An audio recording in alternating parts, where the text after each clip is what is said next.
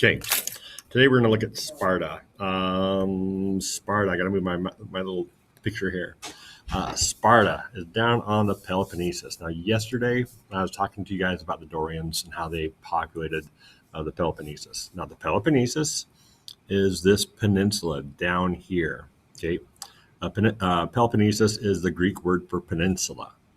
Okay, peninsula is a land that is surrounded by on three sides with water. Okay, and so this is a small peninsula on a much larger peninsula. Okay, the Balkan Peninsula is this area between the Adriatic and the Aegean Seas, Ionian Sea down here.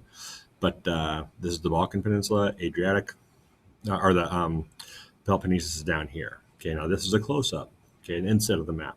And so we have Laconia. This is Sparta down here. Okay, now when we look at Sparta, we first look at Lycurgus, who is the lawgiver. Okay, and we do not have a firm date on him. He's somewhat mythical. There's a lot of interesting things that go on with him. And I have lawgiver written two different ways there. I'll have to fix that. But between 900 and 700 BCE is when he would have lived. Now, his dad was a king and his brother was a king, so he must have been the younger brother. But when his brother died, he took over the kingship. And his brother's wife was pregnant when he died, and she gave birth to a son. And so he ruled for a little bit, but then abdicated in favor of his nephew.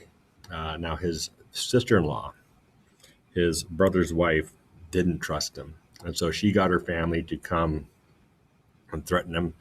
And Lycurgus was a honest person, so he left. He ruled as regent with this son for a while, but then he left, and he left his nephew in charge. Now, he traveled, and he traveled quite a bit. Some say he traveled all the way to Spain. Some say he worked with Homer and helped Homer with the Odyssey and the Iliad. And in his travels, he got his ideas of ruling. Now, as time went on, the Spartans requested for him to return to rule as king. Now, I think this may have been during a war with Messina. Messina was the city next door, just to the west of Sparta. And so I think if I was going to put it in time frame, and I've heard them linked with this time frame, would be about 750 BCE, about the time of Homer, actually. Okay. Now, before he returned to Sparta, he went to the Oracle of Delphi. Now, we have not done a lesson on the Oracle yet, but the Oracle of Delphi is a seer. She will forecast people's fortunes. Okay, I think we talked about her when we talked about Croesus, when we were looking at the king of, when we looked at Persia, and we'll bring that back up here in a little bit. But frequently, Greeks would go visit the Oracle of Delphi. You'd bring a gift, and then you'd go in and you would talk to the Oracle of Delphi, and we'll cover that lesson later on because it is crazy good stuff. Now, the Oracle of Delphi came up or helped Lycurgus come up with this idea. Okay, now, I got to move my picture again here. Okay, you have Spartiates are the full citizens. Now, it is still a male-dominated society. We're going to look at the role of women coming up at the end of this presentation. But the men would be the full citizens. And typically, now the full citizens, and we'll look at the guys here later on too, but they would serve in the Apella. So they had this massive body advisory group called the Apella. All Spartiates over age 30 would serve in that group, and they would be able to vote yes or no. Now, below the Spartiates, you have the Perikoi. These are people who are free, but they're not full citizens. Now, they will serve in the army with the Spartiates. Okay, they're required to fight, but that's, they're not full citizens. Now, below them is this group called the Hellets. Now, the Hellets they're basically slaves, but they are not owned by anybody. So I don't own anybody. I'm not owned by anybody. I am a serf. Now, when we get into 7th grade, we'll look at serfdom.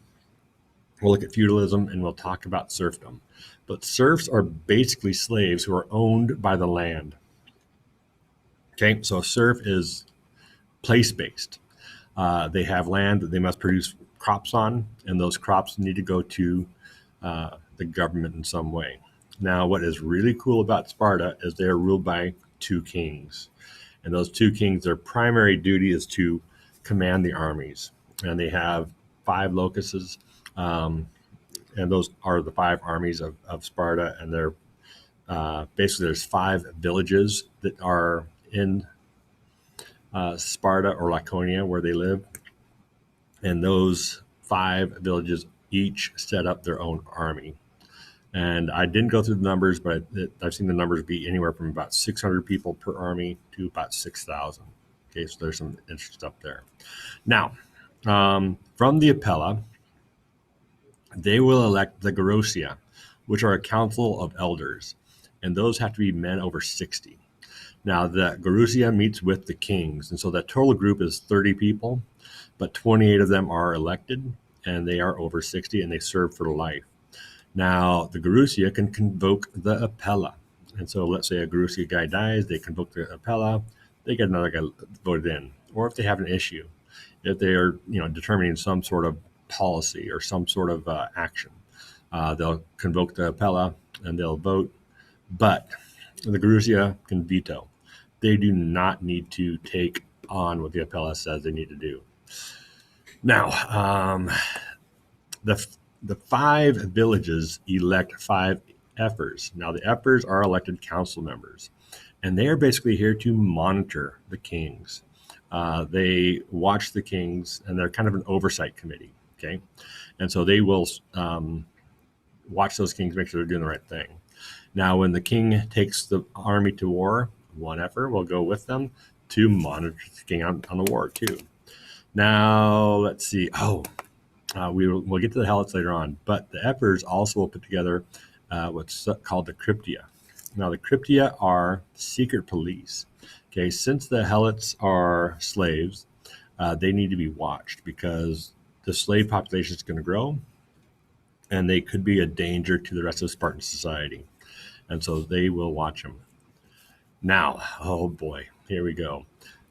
This is training. Now, when a kid is born in Sparta, boy or girl, doesn't matter which, they are evaluated. The king will come by and look at the baby to see if the baby is strong enough. If the baby shows any weakness or deformity, they will expose it. They'll take it out, they'll lay it on a hillside, and let the fates take care of it. Okay, now the fates could mean that the child dies of exposure. It could mean that a wild animal comes up and takes it, or it could mean that somebody else comes up, sees the baby, and takes the baby home and raises it as their own, maybe for a slave. You don't know what the purpose is, but you might have some people out there looking for these babies to raise and sell off. Who knows? But all kids, all Spartans, are seen as property of the state. Okay, and the main goal of your life is to defend the state. And so when you are a 7-year-old boy, you are taken off to school, the agoge. Now, at the school, you're taught warfare. You're taught how to hunt. You're taught how to be stealthy. You're taught how to be athletic. In fact, it's going to be primarily physical education, fighting. That's what you're looking at, how to fight. There is going to be some reading and writing, but that is not the focus of education. Education is to make you a strong warrior. At 12 years old, they take your clothes away from you. Okay, and you're only left that one red cloak, and that's it. And so these little kids have to go out and they have to tear reeds out of the ground for their bedding. And so they'll set up their little bed with these reeds. They are not fed full meals. Now, I'm not sure if you want to be fed a full meal with Spartan food. Down at the bottom, it talks about black broth. Black broth is, I believe, pig's blood mixed with salt and other meat inside of that, and that is your primary food. And it also talks about being taught to fight to the death down at the bottom. One guy said that he knows why Spartans fight to the death. It's because their food is so bad. Okay. So these kids at age 12, they have to go off and find their own food at times. They have to steal. Now, if you get caught stealing, you'll get punished. But if you don't get caught, that's part of that stealth. Okay. How do you survive? If you can steal without getting caught, good job. If you can, go around, find food, secure food for yourself, that's going to be good, because when you're at war, you're going to have to do that. You're going to have to go out and find your own food, because you may be far enough out to war that they will not provide food for you. Now, fighting and hazing was encouraged. So imagine you're a 7-year-old kid, you come to class, you're going to get picked on right away. The older boys, the bigger boys, are going to start beating you up just to toughen you up. Okay, now as you age, those fights will get more and more real, because they want to make sure that you are going to be able to defend yourself. And so some kids would actually get killed at school. It might be a fight to the death. Now, some of these things, there's contests of endurance. At times they would take these kids, I think it was a yearly thing, they'd take kids to a post and they would whip them. And the last kid to ask for mercy was the winner. And so it was a contest, who could handle enough pain. Now, some kids never tapped out. They never said, take me away. And so some people were actually whipped to death, which is kind of crazy, kind of scary, because, if you get your mind into the mindset of being a Spartan, pain's not going to be a problem. Life of deprivation is not going to be a problem. That's what is expected of you. All these things become very important. Okay. Now, at 21, you'd be elected into the Sistia, into a barracks, and you would live with the barracks until you graduated, or that was your graduation. That was where you'd live until you're age 30. Okay, at age 30, you could possibly move home, but a lot of the guys that lived with the barracks, imagine this, they lived, 23 years with their buddies. And so at age 30, they have not lived among women for very long. And so a lot of guys will return to the barracks, eat with the Sistia. In fact, the Sistia is basically your mess buddies. That's who you eat with. And so a lot of these guys would stay with them. Now, let's see. Once you got to age 30 and you were living at home, maybe you'd also be in the reserve for another 30 years. And so if there was a war, you would be based at home, but still able to fight if they needed you to. And fighting was important to them. Women of Sparta. Okay. Now, this is interesting, because the stuff I said was that women in Sparta were renowned for their beauty. I don't doubt that, but I wonder if they were renowned for their beauty because when we look at the role of women in Spartan society, it's very different from other Greek people.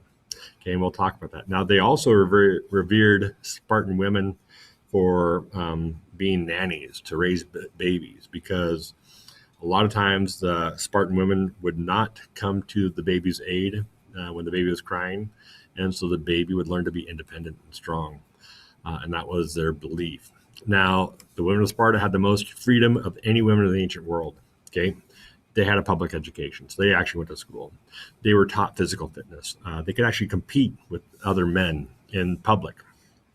Okay, most women in Greece, especially, women were not out in public unless you're extremely poor and you had to make a living. Now, they could exercise outside. Okay, and again, when we look at Athens next week, you'll see that women won't have that freedom. Okay, they could talk to men. Now, that does not sound like a huge freedom, but they could mix with men in public. They could talk with them. They could interact business on their own. In fact, while the men were living in the barracks, if they were married before age 30, because men were encouraged to marry at age 30, not until that age would they get married, and women would get married at age 20. But if you married earlier as a guy, okay, you would not be able to live with your wife until age 30. So the women would manage their homes while the guys were away. And again, at age 30, these guys might go back to their Sistia and live or eat with them. and not really spend too much time at home. So the women had enormous amounts of freedom. Okay, they ran the businesses, they could own land. All these things are open for those women. And so when I have is because they're physically fit or smart, or because they were allowed in public that they were seen as the most beautiful. I think that all kind of plays into that same role because the women are out there. Now, their primary job as a woman was to give birth to babies, Spartan babies, and their strong mind, being able to go out and get educated, being able to work, support themselves, talk to men, that was seen as being important because their strong mind and strong bodies would produce, they hoped, strong babies. And again, every person is there for the existence of the state to produce a big army or a strong army. And so women are going to be, that they are the only way to get new Spartan babies. Now, when people died, only Spartan women who died in childbirth or men who died in battle would get a tombstone. Okay. On the previous slide, it said that Spartan soldiers would fight to the death. When a mom would send their son off to war, they would hand their son the shield that they were going to fight with and say, with the shield or on it, which meant you come home with your shield, meaning you won the battle, or you come home on your shield, which means your body is being carried home. And then that person would be honored. If you turn around and ran in battle, okay, that would be very much a dishonor to you and your family. People did not want that. Okay, and a lot of the times you're being, eating with your friends and fighting next to your friends against other people. And so that whole goal of the Spartan society was to produce those soldiers. Okay. Now, the Hellets. The Hellets, like I said earlier, they're between serf and slave, or free and slave. They are owned by the land. You couldn't go off and sell a Hellet. Now, they would be put on a piece of land where they had to produce crops, and at least 50% of that crop would have to go back to the state to feed the other people. Now, the Cryptia police, we talked about them earlier in the government. Okay, these are people that would mix in with the Hellets. I'm not quite sure how they would do this, but you would live among the Hellets. Now, they have the same language. I think they all speak the same dialect too, Doric. And so the language that they speak down in Laconia and in Messina would be the same language. Now, there were two primary groups of Hellets. Now, the Messenians were one group. Now, when we looked at the map earlier on, the Messenians were off to the west. And they had a war about 760, right in that area, where it took the Spartans about 10 years to defeat them. I think that's the time that Lycurgus came back and ruled as king. I would, the only evidence I have is because he kind of introduced this military society. He introduced the kings, and he put Sparta on this path to being a militaristic society. Now, this is crazy. And I had something about graduation for those people too, for the Spartans.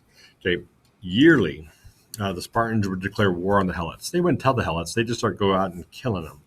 Now, also, as you graduated from school as a Spartan boy, the way you'd graduate is you'd go off and you would kill a Helot. And so this body of a slave would show up, and you're taught to be honest. And so, again, the goal is to not get caught. If you got caught killing a Helot, you'd be in trouble. But if you could go off there, kill a Helot, return, you basically just pack up your stuff and move into your Sistia, because that would show that, hey, you finished your education, you're ready to move on. And so somewhere between 18 and 21, these guys would go off and kill a slave. Now, the slave groups, I hate to do this, but it's almost like cattle. Okay, they keep on growing and growing. There's a big population of them. And so if the Spartans don't control the Helots, these Helots will probably grow too big and be able to take over the Spartans,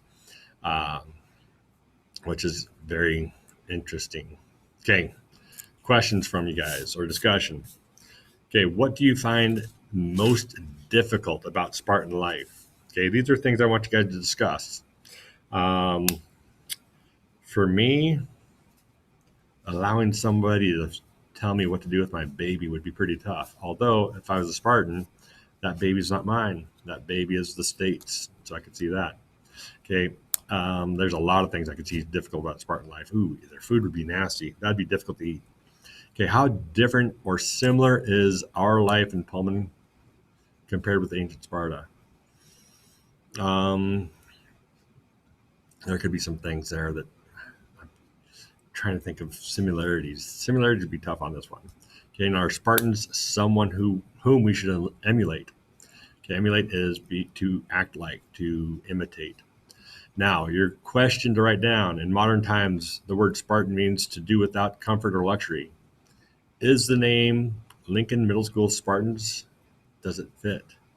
I need to change that word to does the name Lincoln Middle School Spartans fit? Can't wait for your questions. I'll talk to you guys soon. Shoot me your emails if you have any questions.